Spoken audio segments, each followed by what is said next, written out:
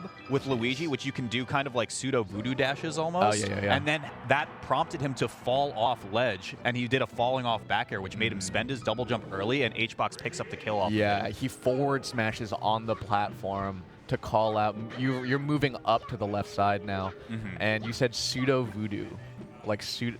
I know that it's a voodoo dash from Voodoo Gen, but it sounds like the wood Pokemon. Pseudo, yeah, pseudo voodoo used cut. Yeah.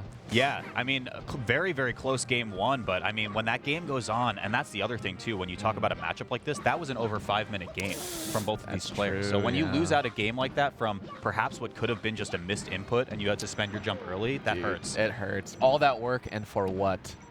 What was it all for? You know, in The Dark Knight, Bruce Wayne's like mansion catches on fire and he gets stuck under a beam. Yeah. And he like it's on fire and he can't lift it off. And what's his butler's name? Alfred walks up and he goes, "What were those push-ups for, Master Wayne?" As we speak, though, Calmaster finds the first stock. I don't even know how to interact with you. Yes, absolutely. And then Hungrybox, what was it all for? Steals out his stock, evening it out really quick with just like a back air when he has stage positioning. I like those jabs. Now, Fountain is going to be a little bit more difficult to actually, for Calmaster. Oh, he gave it up early. Okay, yeah, there was no way Calmaster knew he was looking for like CC rest or something. Yeah. Couldn't react either. Actually, you're right. It's too fast.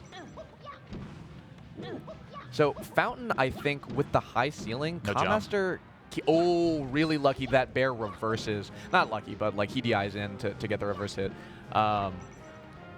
The high ceiling, it felt like Calmaster literally got. Oh! Yes. Never mind. He's sick. Well, I was about to say that it's going to be hard for him to find his kills off the top like he consistently did in game one because of the high ceiling from Fountain. Calmaster actually only gets that kill. It surprised us. He was on the top platform, you know, and it's an up smash too. So like, if that's not killing, then it's even worse. But how many opportunities are you going to get like that? There are slight benefits in that you get kind of the FD-ish type platforms, and it did save Calmaster on his first stock, actually. The platform raised up where HBox was trying to counter hit on Calmaster's recovery, allowed him to live for a little bit longer. You're right, yeah. But even stocks right now, I mean, very, very impressive from Calmaster keeping this incredibly close. And I do believe he beat Toussaint yesterday as well to get that here. Would make sense. That would make sense. Yeah, just remembering the bracket. Ooh, that looked like it phantomed for a second and actually hit. Yeah, okay. That's scary. The up tilt gets crouched, but HBox, I don't know, could be a miss input, could be caught off guard, but gets a shield out instead. Something that we're forgetting is like, yeah, this has been a pretty even match so far. Rest has not really been used yet. So if HBox gets one or even two of those, like it's going to be disproportionately swinging it into HBox's favor. Nice, yeah, and that's what I was going to say. HBox has been so on point with finding ledge counters when Calmaster looks to just grab ledge off of up B or just jump onto it. So you have to go with Rising Aerial at that point. There's the down smash and Calmaster with the lead. Yeah, he keeps getting just like a marginal lead, and then HBox's invincibility like closes out the next stock. Yeah, okay. Yeah, it's not for nothing. 16%. I mean, he's getting a lot of chip damage, so it is like it is something. But like he's definitely not comfortable until he's getting puffed to that like maybe 70 or 80% range, and he can get a big strong hit to get game 2. Sure. Ooh, okay. Spot dodge through. I actually can't believe it. He wave dashed in and F tilted, and HBox spot dodged. What the heck? Is that better than shielding? Because you're not taking the shields done? I don't know. Ooh, Calmaster spending the jump a little bit early again, comes down with back air opportunity, and I mean, this is prime position for the Luigi's dead! He actually, so Calmaster wave dashes in, like, it's like a run-up shield, sees HBox's shield, and he just reacted faster. Straight up, he reacted faster and did a short hop down air to punish HBox shield grabbing. Yeah, insane stuff from Calmaster, and we go to an even bigger stage now on the counter pick, not unexpected on the side of Hungrybox. Dreamland 64 is where we're at, but Damn, that is a huge win for Commaster, especially in the context of a 3 out of 5. Yeah, absolutely. And it's good to see that, like, I mean, none of the games, or none of it has felt like a blowout. Commaster definitely has a challenge in front of him in the form of HBox, but like they've been playing. They've been having a lot of neutral interactions, and Commaster has been showing that he can adapt and pull out some stuff, but HBox is going to have a lot easier of a time on Dreamland. It felt like he was just sort of dying at like reliably at certain percent thresholds, and that survivability is just going to get harder and harder on Dreamland. Yeah, very good pokes out of Commaster, playing super duper reserved here, but jumps in a little bit aggressively, held his jump as well, and I like that he used Tornado Immediate, even though HBox picks it up right there. The call and response in that situation has kind of been, as soon as HBox sees Luigi Tornado come out, he knows that he can just go out there and up air and find a kill most of the time. Oh, yeah. Yeah, that's right. I think especially with like how much airspace there is on Dreamland, it's like a Puff playground. Okay, big damage. HBox extending this lead even further. No jump from Commaster either. Yeah, Hungrybox drifting low, knowing that the side B... Does that kill off the top? He's living. Okay. So the difference here is that... Wow! They're both alive. They DBZ and Commaster is actually still at the top. What? Oh my... That's so sick. That is so sick. They both Team Rocket blast off again. Together. That was the, I'm taking you with me. That's like, you see the end of Squid Game? Yeah. Yeah. No spoilers. Commaster now back on the footing. They both brush it off, and they're back scrapping, which I think is probably going to go in the favor of Commaster. Now that I'm thinking about it, like, Puff's larger strategy to space out around Luigi can get disrupted if Commaster can force the issue.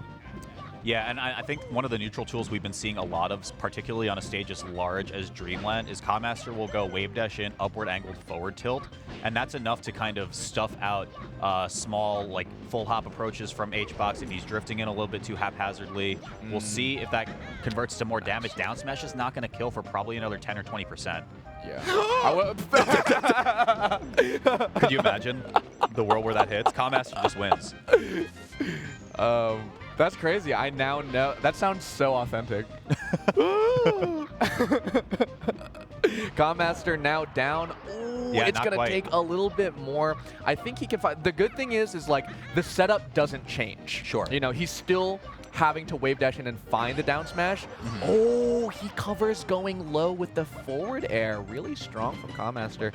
But what's good is like maybe we might be more familiar with, oh, Fox like actually doesn't want to put on more percent because then you're going to lose some setups that are reliable kill confirmations. For Luigi, it's just like, it's the same thing. Sure. I want to hit you harder. Yeah. You know? Yeah, but I mean, Jorge, the problem that Luigi runs into on a big stage like this is, yeah, the setup doesn't change. You still just get wave dash in, down smash, but it converts to probably like 3-4 more straight up neutral wins. That's which right. is very hard to do against HBox, and he's going to wrap it up for this game 3. Yeah, pretty convincing. And I think for the reasons that we were calling out is like, okay, Puff gets more survivability. You know, those down smashes kill on any other stage. And when Commaster was off stage, Puff like doesn't get nerfed at all. Puff's kill confirmations, her reliable kill setups, still are reliable. And so I think Yoshi's is actually I go Yoshi's before Fountain if I'm Commaster, to be honest. But it's going to have very similar benefits, but amplified. There's the rest. And there's not really a good punish to be had right here. Yeah, it's got to be just double aerial. Dude, it's a whiffed grab. He gets 30%. Not bad, but it's a really hard way to start out a game where Hungrybox is up 2-1 in the set already. Yeah, of course, the smaller stage does benefit the Luigi in that those single-hit kill confirms will come through a little bit earlier. Yeah. But again, it's about finding the setup to those kills. Like, he is only halfway to that stock right now. That's right.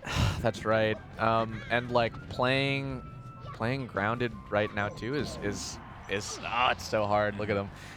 You're gonna be caught reaching, particularly if Hungrybox is paying attention to the cadence of your wave dashes in. Which he was getting them more frequently in those early games, but I think maybe HBox might have caught on a little bit more to the rhythm, and he's not getting caught as much. Yeah, there's one of the few pounds we've seen in the set from HBox as well. Convert. Oh yeah, he's just hard reading it. Yeah. Look at the rhythm. Like HBox is on rhythm. He is seeing Commaster ledge dash, immediately grabs with Puff stubby arms, and to me that says this is working. Period. That is what Hungrybox is thinking. Yeah. He up smashes out of shield. Hungrybox is a genius. He sees Commaster trying to do what he was pulling before with the short hop dare above HBox's shield, but instead of jumping into it, HBox adapts immediately and goes up smash instead.